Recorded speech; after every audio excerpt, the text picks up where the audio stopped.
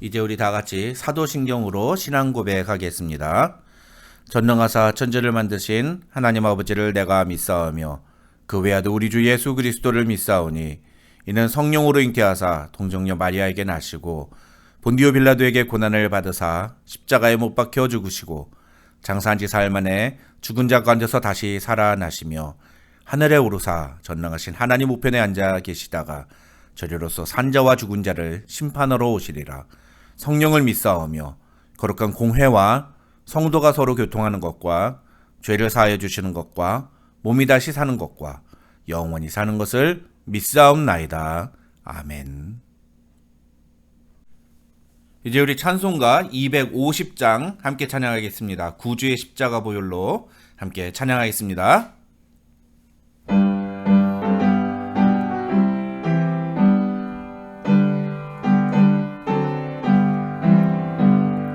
구주의 십자가 보혈로 죄 씻음 받기를 원하네. 내 죄를 씻으신 주 이름 찬송합시다. 찬송합시다. 찬송합시다. 내 죄를 씻으신 주 이름 찬송합시다. 죄악을 속하여 주신 주 내 속에 들어와 계시네. 십자가 앞에서 주 이름 찬송합시다. 찬송합시다. 찬송합시다.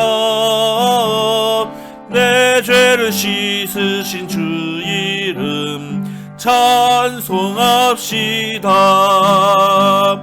주 앞에 흐르는 생명수 날 씻어 정하게 하시네.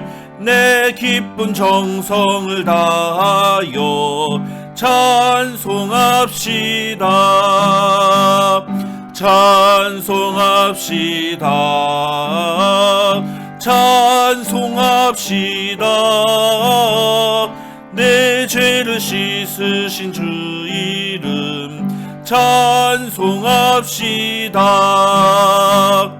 내 주께 회개한 영혼은 생명수 가운데 젖었네. 흠없고 순전한 주 이름 찬송합시다. 찬송합시다. 찬송합시다. 내 죄를 씻으신 주 이름 찬송합시다. 이 시간 우리 함께 기도하겠습니다. 이 시간 우리 함께 기도할 때 오늘 우리 수요강단 구원의 서정 세 번째 시간으로 회개에 대해서 함께 말씀을 나누고자 합니다. 시간 우리 오늘도 우리 말씀을 함께 배울 때에 하나님 우리 마음속에 회개의 영을 부어주시고 십자가 보혈 앞에 우리 나아가는 이 밤이 되게 하여 주옵소서. 그래서 우리의 죄를 위해 십자가 달려 죽으신 예수 그리스도 앞에 우리의 모든 죄악을 다 내어드리고 진심으로 주님 성령의 은혜로 말미암아 우리가 회개하는 우리 성도들이 되어서 예수 그리스도의 십자가의 은혜가 우리 안에 충만한 이 밤이 되게 하여 주시옵소서. 우리 그렇게 함께 같이 사모하는 마음으로 함께 기도하겠습니다. 다 같이 기도하겠습니다. 아버지 하나님 감사합니다. 하나님 오늘도 우리에게 귀한 시간을 켜주시고 밤의 수요강단으로 우리 함께 모일 수 있도록 이렇게 주님 감사합니다. 하나님 구원의 서정 세 번째 시간으로 우리가 회개에 대해서 함께 말씀을 나누고자 합니다. 하나님 오늘도 준비한 은혜를 우리에게 부어주시고 하나님 기름 부어주시고 사모하는 성도들의 마음 가운데 하나님 은혜를 부어주셔서 하나님의 은혜로 채워지는 이 밤이 되게 하여 주옵소서. 말씀을 들을 때 하나님 우리 성도들의 마음 가운데 성령의 은혜를 부어주셔서 하나님 말씀을 듣고 주 앞에 나 우리의 모든 더러운 죄악들을 내놓고 십자가 붙들고 나아가는 이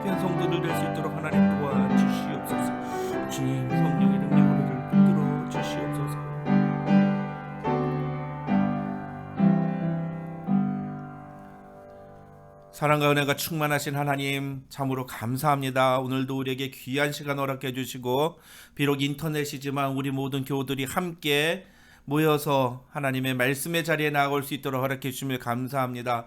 매주마다 계속되는 수요 강단을 통해 하나님 은혜를 부어주시고 말씀을 사모하는 성도들에게 성령님 기름을 부어주셔서 하나님 놀라운 은혜가 충만하게 채워지는 이 밤이 될 수 있도록 주님 도와주시옵소서. 오늘은 우리가 구원의 서정 세 번째 시간으로 하나님 우리가 회개에 대해서 말씀을 나누고자 합니다. 하나님 오늘 우리가 함께 말씀을 나누는 그 시간 동안 성령님 우리의 마음 가운데 큰 은혜 부어주셔서 십자가 바라보고 주 앞에 나아가는 귀한 성도들 될 수 있도록 은혜 부어주시고 한 심령 하나님 십자가의 보혈로 씻어주시는 놀라운 은혜를 경험하는 이 밤이 되게 하여 주시옵소서. 사모하는 심령에 더 큰 은혜 부어주셔서 우리 은혜의 진리 장로교회 모든 교우들이 하나님의 은혜로 새롭게 되는 놀라운 이 밤 될 수 있도록 축복하여 주시옵소서.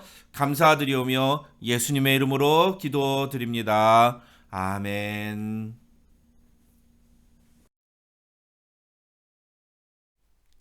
이제 우리 기독교의 기본교리 세 번째 시간으로 구원의 서정 세 번째 단계인 회개에 대해서 함께 살펴보겠습니다. 우리가 구원의 서정 9가지 단계 중에 이제까지 2개를 공부했습니다. 첫 번째 소명과 두 번째 중생에 대해서 같이 공부를 했죠. 한 2주 정도 시간이 지났기 때문에 다시 한번 그 내용을 복습하는 것이 필요할 것 같은데요. 소명은 무엇이라고 했습니까? 소명에서 여러분 중요한 것이 무엇이죠? 2가지가 있습니다. 소명의 2가지. 외적 소명과 내적 소명이 있다. 이 2가지를 기억하시면 됩니다. 순서가 있는데 외적 소명은 중생 이전에 일어나는 것이고 내적 소명은 중생 이후에 일어나는 것이다. 그리고 외적 소명은 모든 사람에게 다 들리는 것이고 내적인 소명은 중생한 사람에게만 들리는 것이다.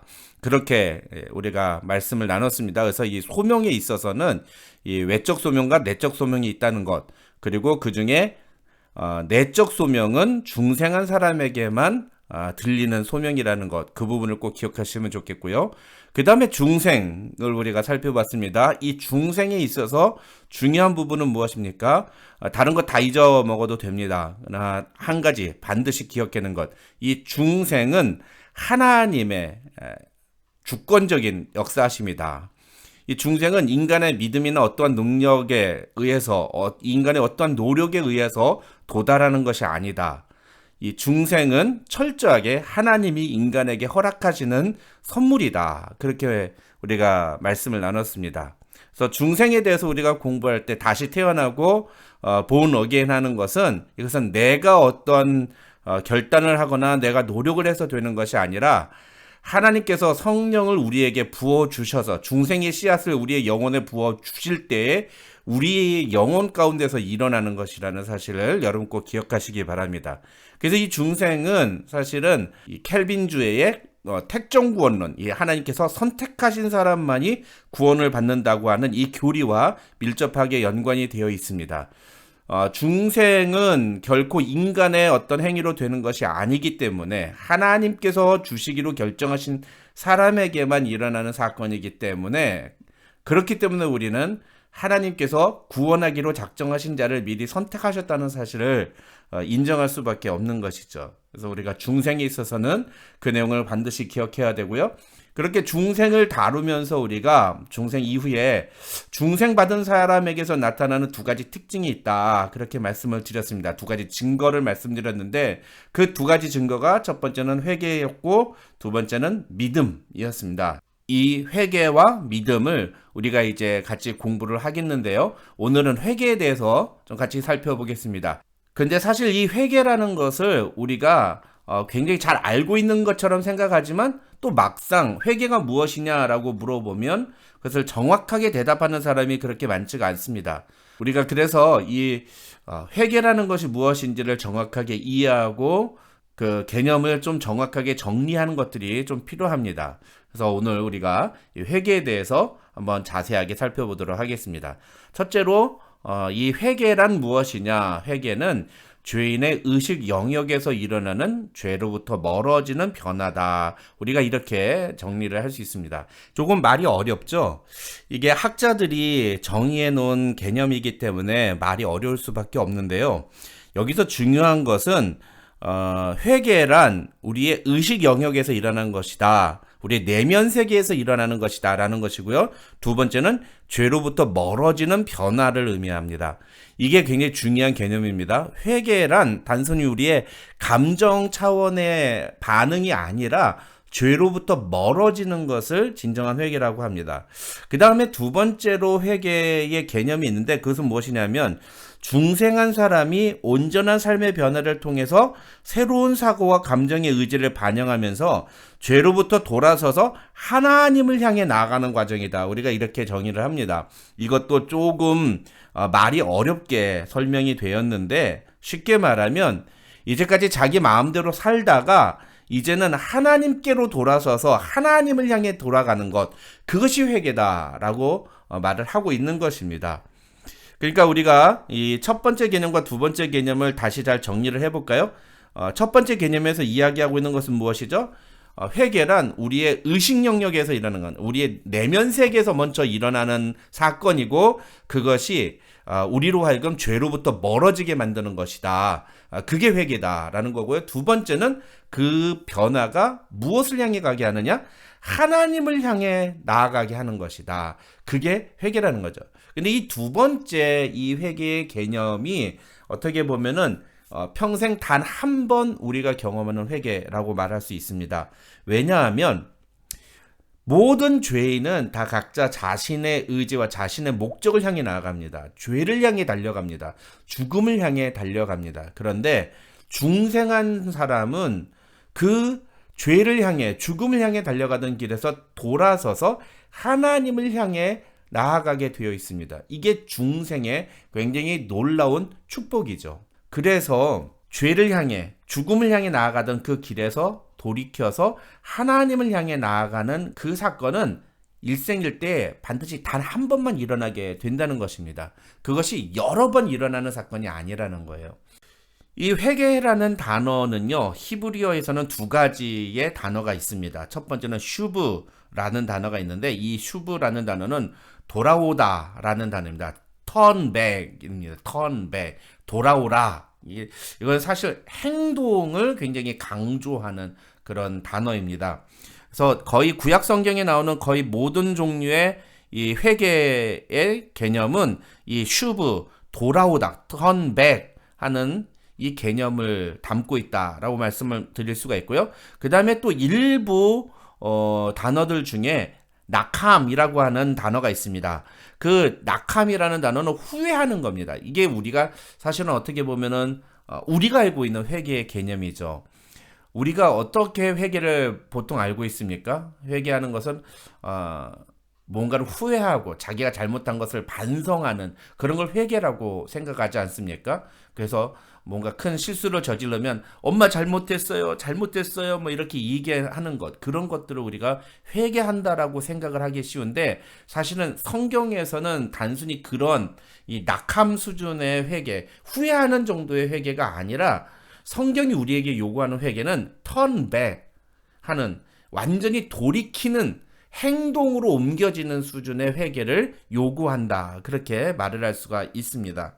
그리고 헬라어에서는 이 회개라는 단어가 메타노이아라는 단어로 사용됩니다. 근데 이 메타노이아라는 단어는 생각이나 마음을 바꾸다 라는 의미를 갖고 있습니다. 근데 이 단어 역시도 사실은 행동을 내포하고 있는 겁니다. 생각과 마음을 바꾸어서 바꾸어진 대로 행동을 하는 것이 바로 회개라고 하는 것이죠.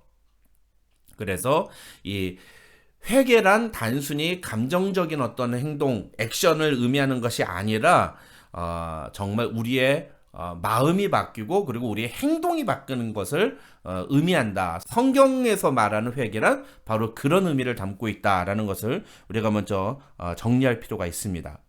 이 중생과 회심의 관계를 좀 살펴볼 필요가 있습니다. 왜 그러냐면 이 회개란 중생한 사람에게서만 발견되는 그런 반응이기 때문이죠. 이 말을 우리가 정확하게 이해할 필요가 있습니다. 여기서 말하는 중생과 회개, 중생 이후에 나타나는 회개란 아까 말씀드린 회개 두 가지 단계가 있다고 말씀드리지 않았습니까? 첫 번째 회개는 평생 한 번 일어나는 회개. 우리가 전적으로 하나님께로 돌이키는 회개. 그 회개가 있고 그 다음에 그 회개로 말미암아서 우리의 삶에서 평생 나타나는 회개가 있다. 그렇게 말씀을 드렸죠. 단순히 우리 보편적인 인간이 갖고 있는 양심의 반응으로서의 자신의 죄에 대한 고백이나 뉘우침 그런 수준이 아니고 하나님께로 돌이키는 것, 그 개념을 우리가 이해할 필요가 있습니다. 진정한 회개란 하나님께로 돌이키는 것이다. 그렇게 우리가 이해를 한다면 이 진정한 회개는 오직 누구만이 할 수 있느냐? 중생한 사람만이 할 수 있다. 왜? 하나님께로 돌이키는 것이기 때문에 중생한 사람만이 하나님께로 나갈 수가 있다. 그렇게 우리가 이해를 할 수가 있는 거죠. 그렇다면 반대로 중생하지 않은 사람들은요, 이 진정한 회개를 하지 않습니다. 우리가 이것을 어떻게 이해할 수 있느냐 하면은 여러분 세상 사람들에게 나가서 당신은 죄인입니다라고 얘기해 보십시오. 사람들이 보통 어떻게 반응합니까? 아, 그렇습니다. 제가 죄인입니다 라고 반응합니까? 그렇지 않습니다. 내가 무슨 죄를 졌다고 그러느냐 이렇게 반응하죠. 물론 양심이 살아있는 사람은 당신이 죄인입니다라고 지적할 때 그가 자기가 지었던 죄에 대해서 깨닫고 생각하는 경우들이 있기는 합니다. 그러나 우리가 말하는 그 죄는 자기가 저지른 그런 어떤 죄가 아니라 여기서는 우리 모든 인류가 죄를 가지고 태어난 이 원죄의 영역 아래에 놓여 있는 사람들이라는 것을 말하는 거죠. 심지어는 이제 갓 태어난 어린아이 역시도 죄인이라고 말을 할 수 있습니다. 왜 그렇습니까? 아담의 후손으로 태어났기 때문에 아담으로 말미암아 그 어린아이도 원죄의 영향력 아래에 있기 때문이죠. 근데 세상 사람들은 어떻게 이야기합니까? 그 어린아이가 무슨 죄가 있다고 이렇게 얘기하죠. 그러니까 중생한 자와 중생하지 못한 자의 가장 큰 차이는 무엇입니까? 모든 인간이 죄 아래에 있다는 사실을 인정하느냐 인정하지 않느냐의 차이가 있는 겁니다. 중생한 자는 모든 인간이 죄인이라는 사실을 인정하지 않을 수 없게 됩니다. 그것을 성령께서 깨닫게 해주시기 때문이죠. 그리고 이 회심은 결코 단순한 감정적인 반응이 아닙니다. 그래서 우리가 뒤에 살펴보겠습니다만 회개는 단순히 감정의 어떤 변화만이 아니라 지식과 감정과 의지의 이 3차원 전인격적인 변화를 요구한다. 우리가 그렇게 이야기할 수가 있고요. 세 번째로 중생이 단 한 번 일어나듯이 이 진정한 회심도 일생에 단 한 번 일어난다. 우리가 예수를 믿기로 결단하고 내가 죄인이라는 사실을 인정하고 그래서 하나님 앞에 나의 죄를 고백하는 이 사건은 단 한 번 일어나는 회심이다. 이렇게 이야기를 할 수가 있습니다.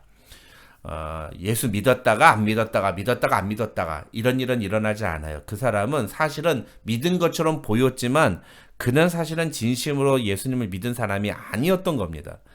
그것을 우리가 사실 알 수가 없습니다. 우리가 누가 진짜 예수 믿은 사람이고 아닌지를 사실 그렇게 구분하기가 쉽지는 않습니다. 고작 우리가 구분할 수 있는 방법은 무엇이냐면 그의 삶 속에서 나타난 열매를 보고 아는 거예요. 그래서 그 사람이 끝까지 아름다운 열매를 맺혀갈 때에 우리는 그 사람이 진정으로 구원받은 자라는 사실을 인정하고 고백할 수 있게 되는 거죠. 그 다음에 네 번째로 중생한 참된 신자는 주님 앞에 서는 순간까지 자신의 죄악을 회개하며 살아야 한다. 이렇게 우리가 이야기할 수 있습니다. 이게 굉장히 중요한 건데 첫 번째 회개를 경험한 사람, 이 일생에 단 한 번 일어나는 이 진정한 회심을 경험한 사람은요, 그 결과로 말미암아 평생에 자신의 죄악을 깨닫고 자신의 죄악을 고백하는 일을 멈추지 않게 됩니다. 저는 이 부분이 사실 굉장히 중요하다고 생각하는데요. 우리가 참된 신자를 어떻게 확인할 수 있느냐? 저는 그것이 회개를 통해서 확인이 가능하다고 생각을 합니다. 참된 신자는 자신의 죄를 회개하는데 주저하지 않습니다.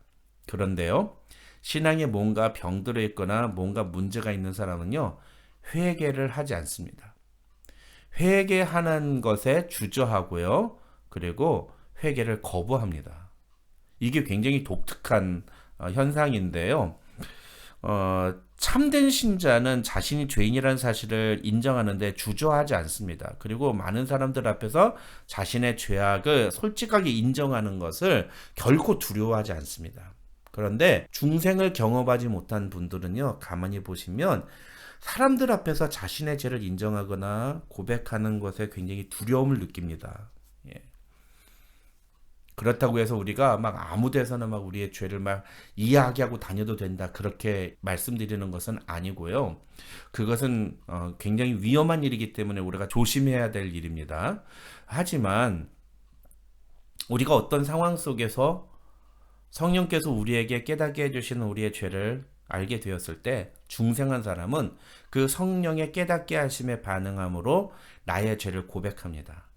적어도 하나님 앞에 자신의 죄를 진지하게 자복합니다.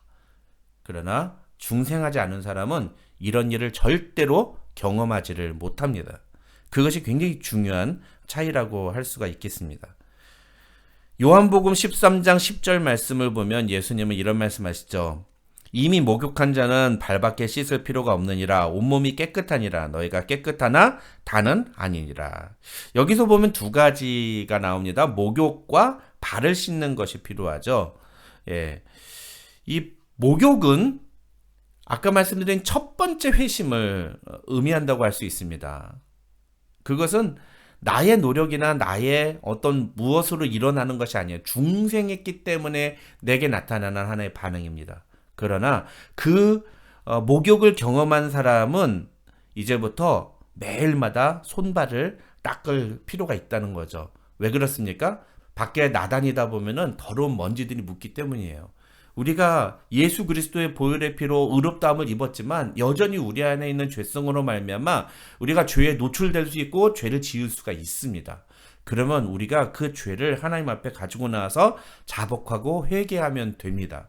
그러면 그 죄를 얼마든지 다시 씻을 수 있습니다. 그게 우리에게 주어지는 놀라운 은혜고 축복인 거죠. 회개하는 자에게 하나님은 그 죄 씻음에 은혜를 부어주시는 겁니다. 여러분, 이단 중에 구원파를 알고 계실 겁니다. 이 구원파가 갖고 있는 가장 심각한 교리의 문제점이 바로 이것이죠.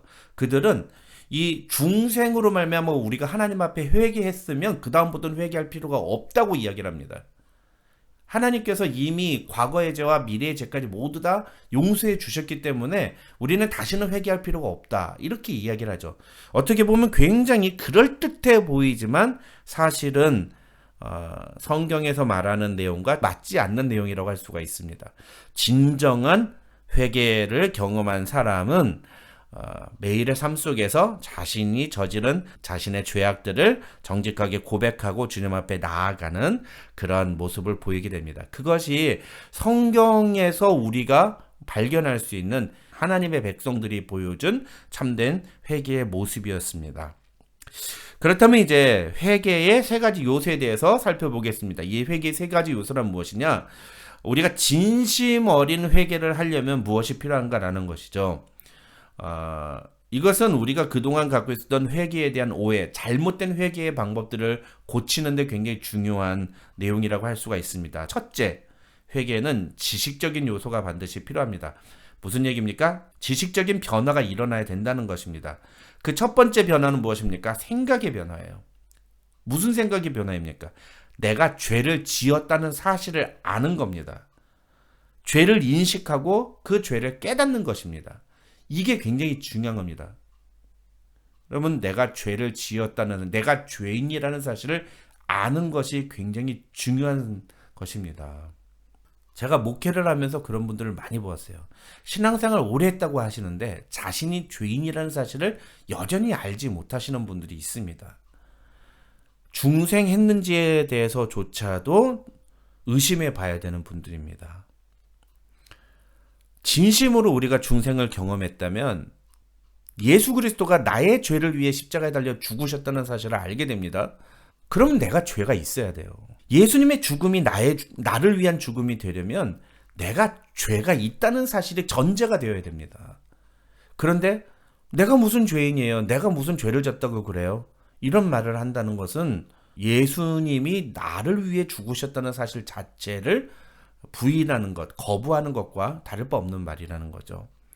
그래서 진정한 회개는 가장 먼저 무엇이 일어나냐? 내가 죄인이라는 사실을 깨닫고 내가 어떤 죄를 지었는지를 알게 됩니다. 그래서 저 같은 경우에는요, 제가 중학교 1학년 때 예수님을 인격적으로 만나고 회개하고 중생을 경험을 했는데요. 그때 제가 한 두세 시간을 정말 엉엉 울면서 기도한 적이 있습니다. 근데 그때 기도할 때 제가 아주 어렸을 때 지었던 그런 죄까지, 초등학교 때 남의 집에서 뭐 이렇게 훔치고 뭐 동네 문방구에서 딱지 훔치고 그랬던 일까지 다 기억이 나는 거예요. 그런 일들이 너무너무 부끄럽고 예수님이 나를 위해서 내가 지었던 그 죄 때문에 죽으셨다는 사실을 내가 알게 되는 그런 일을 경험한 적이 있습니다. 뿐만 아니라 그렇게 내가 죄인이고 내가 무슨 죄를 지었는지를 깨닫게 되면은요, 그 죄로 말미암아 내가 받아야 되는 형벌이 얼마나 무서운지도 알게 됩니다. 여러분, 이게 굉장히 중요한 부분입니다. 그렇기 때문에 회개를 하게 되는 거죠. 내가 받아야 되는 죄의 값이 얼마나 큰지를 알기 때문에 내가 그 두려움 가운데 회개의 자리로 나아갈 수가 있게 되는 것입니다. 이사야서 6장 5절을 보면은 이사야가 이런 고백을 한 것이 있습니다. 그때 내가 말하되 화로다 나여 망하게 되었도다. 나는 입술이 부정한 사람이요 나는 입술이 부정한 백성 중에 거주하면서 만군의 여호와신 왕을 배웠음이로다 하였더라. 이 이사야 선지자가 환상을 봅니다. 스랍들이 다 나타나면서 거룩하다 거룩하다 그런 음성이 들리고요. 그게 이사야를 부르시는 그런 장면이었거든요. 근데 그 장면을 보면서 깨닫게 된 것이 무엇이냐면, 이게 하나님의 형상이구나. 거룩하신 하나님의 존전을 내가 보는구나. 그러면 하나님 앞에서 내가 너무나 더러운 죄인이라는 사실을 깨닫는 겁니다. 그러니까 뭐라고 얘기해요? 화로다 나여 망하게 되었도다. 왜 그렇습니까? 이사는 알고 있었던 거예요. 거룩하신 하나님 앞에 죄인인 인간이 서게 되면 그 인간은 그 하나님의 거룩으로 말미암아 불타 없어지게 된다는 사실을 알고 있었기 때문인 것입니다. 우리도 마찬가지입니다. 진정한 회개는요, 우리가 무슨 죄를 지었는지를 깨닫는 것에서부터 시작이 됩니다. 그리고 그 죄가 우리에게 어떠한 형벌을 가져다 주는지에 대해서도 알아야 됩니다. 그렇게 될 때 우리의 마음속에 두려움이 생기죠. 그래야 우리의 마음속에 감정적인 변화가 일어나게 되는 것입니다. 정확하게 알지 못하기 때문에 두려움이 없이 죄를 짓게 되는 거예요. 그 형벌이 얼마나 크고 얼마나 무서운지를 알게 되면 우리는 죄를 지었을 때 두려움을 갖게 되고 우리의 마음속에 감정의 변화를 경험하게 되는 것입니다. 그것이 두 번째 회개의 요소인 감정적인 요소예요. 이 감정적인 요소는 죄에 대한 감정적인 반응을 의미하고요. 두 가지 감정을 우리에게 가져다 주는데, 첫 번째는 죄 지었다는 사실에 대한 부끄러움, 그 다음에 죄로 말미암아 우리가 받게 되는 형벌에 대한 두려움을 갖게 됩니다. 가장 대표적으로 창세기 3장 10절 말씀을 보시면은 범죄한 아담과 하와가 하나님 앞에 뭐라고 말합니까? 내가 동산에서 하나님의 소리를 듣고 내가 벗었으므로 두려워하여 숨었나이다. 사실은 벗었으므로 두려워하여 숨었다. 여기에 부끄러움의 감정이 같이 껴있는 거죠. 내가 죄를 지었다는 사실을 깨닫게 되는 순간 정상적인 사람이라면 그 죄로 말미암아 부끄러움을 느끼고 두려움을 느끼는 것이 바른 반응입니다. 이것을 우리가 경험해야 된다는 거죠. 진정한 회개에서 나타나는 또 하나의 감정은 무엇이냐면 바로 통회하는 것입니다. 이 통회하는 것은 자신에 대해서 굉장히 처절하게 슬퍼하는 마음을 갖는 거죠. 마태복음 26장 75절 말씀을 보시면 베드로가 예수님의 말씀에 닭 울기 전에 내가 3번 나를 부인하리라 하심이 생각나서 밖에 나가서 심히 통곡하니라고 성경은 기록하고 있습니다. 진정으로 회개할 때 우리에게서 일어나는 감정적인 변화는 무엇입니까? 우리의 죄로 말미암아 통곡이 일어나게 되어 있습니다. 우리는 죄로 말미암아 심히 슬퍼야 됩니다. 우리가 그 죄에 대해서 무감각하다, 내가 죄 지은 것에 대해서 무감각하다, 굉장히 무서운 그런 모습이라고 할 수가 있겠습니다. 진정한 회개의 세 번째 요소는 바로 의지적인 요소입니다. 의지적으로 변화가 일어나야 된다는 것이죠. 이것은 목적의 변화를 의미합니다. 이 목적의 변화라는 것은 다른 말로 표현하면 방향의 변화, 방향의 전환을 의미하는 겁니다. 내가 이제까지 죄를 향해서 나아가다가 turn back 하는 겁니다. 어디로요? 하나님께로 돌이키는 것을 이 의지적인 변화다라고 말을 하는 거죠. 그래서 이 의지적인 요소의 두 번째 개념을 보시면은 죄에서 떠나는 내적인 전환 및 죄로부터의 결별을 선언하는 의지의 행동이라고 우리가 정리를 하는데, 이것은 두 가지를 의미합니다. 첫 번째는 죄를 더 이상 짓지 않으려는 소극적인 결심. 이제는 더 이상 죄를 짓지 않겠다라고 결심하는 것이죠. 사도행전 2장 37절, 그들이 이 말을 듣고 마음에 찔려 베드로와 다른 사도들에게 물어 이르되 형제들아 우리가 어찌할꼬 하거늘. 베드로가 전하는 복음을 듣고 그 마음에 찔림을 느낀 예루살렘에 모인 사람들은 이제 사도들에게 우리가 그러면 어떻게 해야 됩니까? 라고 이야기합니다. 더 이상 죄를 짓지 않겠다는 그런 소극적인 결심이 그들 안에 일어난 것이죠. 여러분, 이게 굉장히 중요한데요. 교회 안에서도 마찬가지입니다. 하나님의 말씀이 선포될 때에 그 말씀에 반응하는 두 가지 종류가 있습니다. 첫 번째 부류는 이렇게 그 말씀을 듣고 더 이상 죄를 짓지 않겠다고 결단하는 사람들이 보여주는 그러면 우리가 어찌할꼬라는 반응이 있는 반면에, 여전히 죄를 향해 나가는 사람들이 보여주는 반응이 있습니다. 그것은 말씀을 전하는 자들을 핍박하고 그 말씀 전하는 것을 금지시키려는 행동들입니다. 여러분, 그래서 우리가 하나님의 말씀이 선포되고 특별히 우리의 죄를 지적하는 말씀이 선포될 때에 그 말씀 앞에 내가 어떤 반응을 보이느냐를 잘 보시면, 내가 진정으로 회개를 하고 있는 자인가 아니면 회개하지 않는 자인가를 나 스스로도 확인할 수가 있습니다. 두 번째 이 의지의 변화는 무엇이냐면, 이제는 더 이상 죄를 짓지 않겠다는 소극적인 결심뿐만 아니라 그것을 넘어서서 적극적으로 하나님의 뜻을 살겠다고 결심하는 것을 의미합니다. 로마서 12장 2절에서 바울은 이렇게 말하죠. 너희는 이 세대를 본받지 말고 오직 마음을 새롭게 함으로 변화를 받아 하나님의 선하시고 기뻐하시고 온전하신 뜻이 무엇인지 분별하도록 하라. 이것이 회개의 굉장히 중요한 요소라는 겁니다. 우리가 흔히 이 로마서 12장 2절을 회개하고 별로 연관짓지 않고 이해하는 경우들이 있는데, 사실 우리가 하나님의 뜻대로 살겠다고 결심하는 것, 그것이 진정한 회개의 모습이라는 것입니다. 여러분, 이 세 가지, 지식의 변화, 감정의 변화, 의지의 변화, 지식적 요소, 감정적인 요소, 그리고 의지적인 요소, 이 세 가지 요소들이 모두 일어나야지만 그것이 진정한 회개라는 겁니다. 이 말은 무엇을 의미합니까? 우리가 단순히 말로만 주여 용서하여 주시옵소서 뭐 이렇게 회개하는 것, 그냥 나만 그냥 기도하고 내가 죄를 자복하고 그냥 그 죄를 하나님 앞에 기도만 하면 그것이 진정한 회개라고 생각했던 우리가 갖고 있는 기존의 회개에 대한 개념이 얼마나 잘못된 것인가 라는 것을 이야기해주고 있다는 거죠.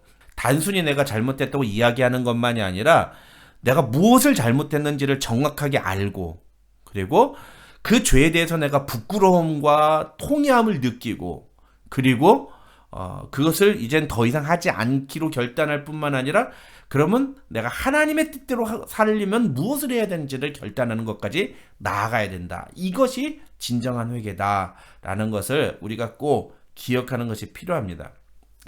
네 번째로 우리가 회개 결과에 대해서 살펴보겠습니다. 그렇게 회개를 하면 어떤 일이 우리에게 나타나는가? 첫 번째는 죄의 용서가 우리에게 주어집니다.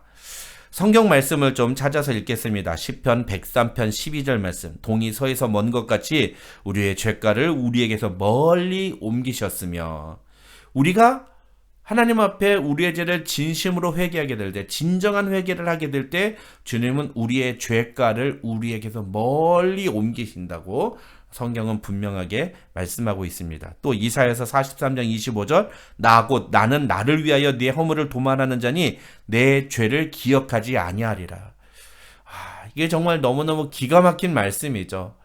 우리가 분명히 죄를 지었는데 하나님께서 우리의 죄를 기억하지 않으시겠다는 겁니다. 우리가 정말 수치스럽고 부끄러운 모습들이 있는데 그 모습들을 절대 기억하지 않으시겠다는 겁니다. 이게 정말 큰 은혜죠. 이사야서 44장 22절 내가 네 허물을 빽빽한 구름같이 내 죄를 안개같이 없이 하였으니 너는 내게로 돌아오라 내가 너를 구속하였음이니라.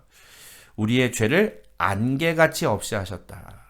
사라지게 만드셨다는 겁니다. 더 이상 기억하지 않으시겠다. 우리의 죄를 멀리 옮겨버리시겠다고 약속하시는, 죄를 용서해 주시는 하나님의 그 놀라우신 은혜를 우리가 경험하게 되는 것이죠. 그 다음에 회개의 결과 우리에게 나타나는 반응이 있습니다. 그게 뭐냐면 죄에 대한 자복이 나옵니다. 우리가 우리의 죄를 자복하는 것이 진정한 회개의 결과라고 할 수 있는 거죠. 잠언 28장 13절 자기의 죄를 숨기는 자는 형통하지 못하나 죄를 자복하고 버리는 자는 불쌍히 여김을 받으리라. 진정한 회개는 그 죄를 자복하는 것입니다. 자기의 입으로 말을 할 수 있어야만 그것을 진정한 회개라고 할 수 있다는 것이죠. 요한일서 1장 9절 만일 우리가 우리 죄를 자백하면 그는 미쁘시고 의로우사 우리 죄를 사하시며 모든 불의에서 우리를 깨끗하게 하실 것이요. 우리 죄를 자백하면 그는 미쁘시고 의로우사 우리 죄를 사하시며 모든 불의에서 우리를 깨끗하게 하신다고 하셨습니다. 근데 만약에 우리가 죄가 없다고 하면 어떻게 될까요?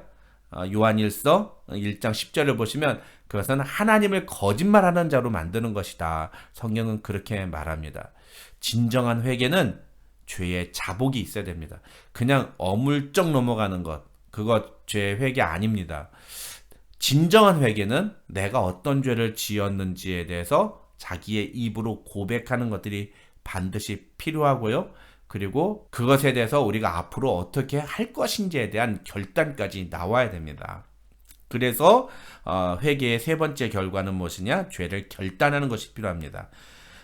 요한복음 5장 14절 그 후에 예수께서 성전에서 그 사람을 만나 이르시되 보라 내가 나았으니 더 심한 것이 생기지 않게 다시는 죄를 범하지 말라. 예수님께서 죄를 용서해 주신 후에 그 사람에게 요구하신 것이 무엇입니까?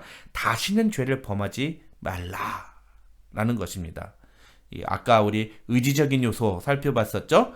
죄를 더 이상 짓지 않겠다고 결심하는 것, 그것이 필요하다는 거죠.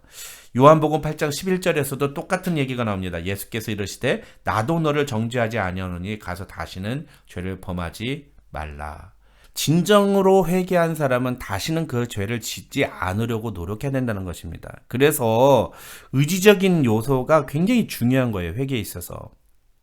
죄를 지어놓고 잘못했다고 해놓고 그것을 또다시 반복해서 짓는다? 그건 진짜로 그 사람이 회개한 건지에 대해서 의심해 볼 수밖에 없다는 거죠. 진짜 회개한 사람은 다시는 그 죄를 짓지 않으려고 노력해야 됩니다. 이것과 관련해서 사실은 제가 생각나는 분이 한 분이 있습니다. 누구냐면은 김용남 씨라는 분입니다. 이분이 지금은 목사님이 되셨는데 한때는 이분이 이 전국구 주먹 보스였어요. 조폭 세계에서 한국의 이 3대 전국구 보스 중에 한 분이셨습니다. 이 김용남 씨가 무엇으로 유명하냐면 옛날에 통일민주당 창당 방해 사건으로 유명합니다. 그래서 이분을 가리켜서 흔히 용팔이라고 불렀습니다. 그런데 이 용팔이 김용남 씨 말고 전국구 두목이 두 명이 더 있는데 한 명은 김태촌이라는 사람이 있고 또 다른 사람은 조양은이라는 사람이 있습니다. 이 세 명의 이 전국구 보스들이 모두 감옥에 가서 수감 생활을 하고 난 다음에 나왔습니다. 그리고 공교롭게도 이 세 사람이 모두 다 기독교를 믿었습니다. 그런데 조양은 씨와 김태촌 씨는 계속해서 다시 옛 생활을 버리지 못하고 계속 폭력 세계로 나아갔습니다. 근데 이 김용남 씨는 다시 그 조직 세계로 가지 않았습니다. 이분에게 그 후배들이 한 번은 찾아온 적이 있습니다. 찾아와서 형님이 저희에게 이름만 빌려주시면 저희가 월 1,000만 원씩 드리겠습니다. 월 10,000불씩 드리겠습니다. 이렇게 제안을 한 겁니다. 무슨 옛날처럼 그렇게 나서서 싸워달라 이런 것도 아니에요. 이름만 빌려달라는 겁니다.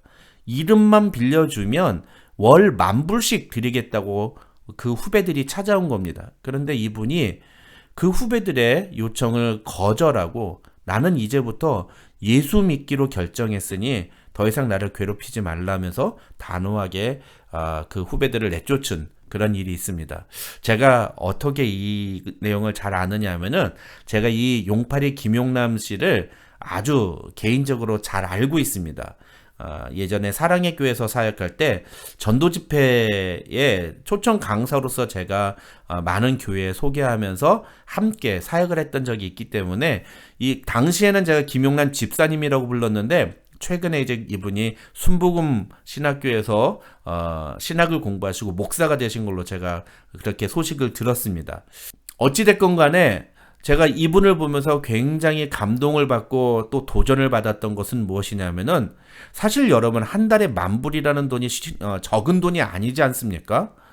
그런데 그 어마어마한 돈을 뿌리치고 예수를 믿겠다고 결심을 하고 다시는 그 조직 세계로 돌아가지 않겠다고 그 결단을 끝까지 지켜내는 모습을 제가 보면서 참 이분은 정말 회개하신 분이 맞구나라는 생각을 가져본 적이 있습니다. 회개는 이런 모습이어야 된다는 거죠. 과거에 지었던 죄들을 계속해서 반복해서는 안 됩니다. 다시는 죄를 범하지 않으려는 결단이 필요합니다. 그것이 진정한 회개인 것이죠. 마지막으로 우리가 천주교와 기독교 사이의 이 회개에 대한 차이에 대해서 좀 살펴보겠습니다. 이 천주교에서는요, 회개에 있어서의 형식을 강조합니다. 그래서 우리 고해성사라는 것이 있지 않습니까? 그래서 이 신부에게 고해성사를 하고 나면 신부가 그 고해성사한 사람에게 죄에 대한 대가를 지불하게 합니다. 그리고 그 대가를 지불하고 나면은 그때 신부가 그 사람에게 내 죄가 용서함을 받았다라고 선언을 합니다. 이게 굉장히 중요해요. 그런데 개신교에는 이런 일이 없습니다. 왜 그렇습니까? 개신교에는 회개에 있어서의 형식이 아니라 내면을 중요하게 여기기 때문이에요. 다른 말로 말씀을 드리면 개신교에서는 개인이 하나님과의 관계 속에서 회개하는 것이 더 중요하다고 이야기를 하는 겁니다. 그래서 굳이 목사님에게 와가지고 내가 어떤 죄를 지었습니다 이런 얘기 안 하잖아요. 그런 얘기 할 필요도 없습니다. 그냥 자기가 하나님 앞에 나아가서 회개하고 기도하면 되는 겁니다. 사실 그러다 보니까 어떤 면에 있어서 이 개신교회의 성도들이 진정한 회개를 좀 너무 잃어버리는 그런 경향들이 있습니다. 회개를 개인적인 어떤 영역으로만 생각한 나머지 내가 회개하면 모든 게 다 끝나는 것처럼 그렇게 생각하는 경우들이 있습니다. 그러니까 밀양 같은 영화를 보시면은 거기서 그 어린아이를 납치해서 죽였던 그 살인범이 유괴범이 나중에 그 엄마가 전도연 씨가 찾아와서 만나려고 할 때 난 이미 하나님 앞에 회개했기 때문에 당신도 나를 용서하고 마음의 자유를 얻으라고 얘기하지 않습니까? 근데 그거는 진정한 회개가 아니에요. 진정한 회개는 자기가 얼마나 잘못된 일을 했는지를 부끄럽게 여기고 적어도 그 순간에 자기가 진심으로 하나님 앞에 회개를 했었더라면 자기로 말미암아 피해를 입은 그 유괴한 아이의 엄마에게 자신의 죄를 정직하게 이야기하고 고백하고 용서를 구하고 그에 맞게 그 대가를 지불하려는 그런 태도들을 보여야 되는 겁니다. 우리가 그냥 아주 회개를 되게 값싸게 생각하는 경우들이 있어요. 사실은 우리에게 주어진 이 구원의 은혜는요, 예수 그리스도께서 우리의 죄값을 치르기 위해 십자가에 달려 죽으심으로 말미암아 주어진 놀라운 은혜인 것입니다. 우리가 회개하기만 하면 죄 용서함을 받는 이 놀라운 은혜를 받게 된 것은 거저 우리가 얻게 된 게 아니라 예수님이 우리를 위해서 죽으셨다는 그 희생이 있었기 때문에 우리에게 주어진 것이라는 거죠. 그러니까 그 회개의 은혜는 결코 값싼 것이 아닙니다. 그렇다면 우리가 우리의 작은 죄를 회개할 때에도 그것을 그냥 하찮게 아무렇지 않게 하는 것이 아니라 다시는 내가 이 죄를 짓지 않겠다고 결단하고 주님 앞으로 돌이키는 의지의 결단이 반드시 나와야지만 그것이 주님이 우리에게 기뻐하시는 참된 회개의 모습이 될 수가 있는 것이죠. 여러분, 오늘 우리가 회개에 대해서 말씀을 나눴습니다.